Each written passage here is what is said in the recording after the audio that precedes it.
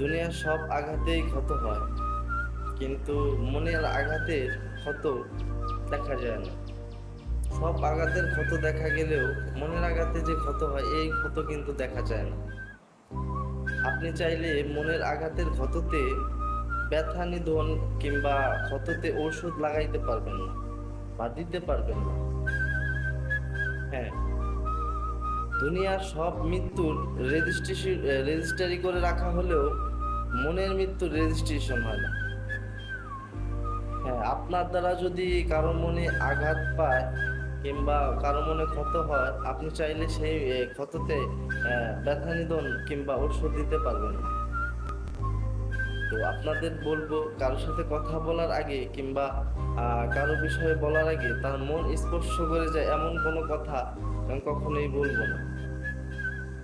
সমাজ বড় অনিয়মে চলতেছে, সমাজ বড় মানে হতাশাগ্রস্ত, সমাজ বড় নিরাশ উল্লাস।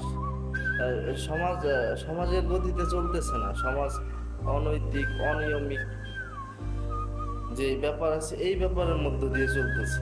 তো আপনাদেরকে বলবো যে কারো মনে আঘাত করার আগে অবশ্যই তার বিষয়ে বস্তু বিষয়ে ভাববেন, এবং তার সাথে কথা বলার আগে সহৃদয় ব্যক্তি যেরকম পরিচয় এরকম পরিচয় দিয়ে কথা বলতে হবে, যাতে মানুষের মনে আঘাত না লাগে, মানুষের মনে আঘাত না লাগে।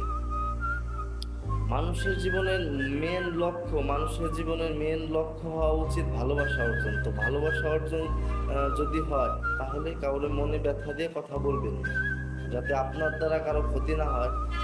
আপনার দ্বারা একটা শিশু বাচ্চা সেফ থাকে, শিশু বাচ্চা ক্ষতি না হয়, একটা ভালো হৃদয়ের মানুষ ক্ষতি না হয়, এটা আপনি সবসময়ের জন্য যথেষ্ট পরিমাণ ভূমিকা পালন করবেন সমাজের প্রতিটা স্তরে, যাতে ভালোবাসা দিয়ে সমাজ গঠিত হয়।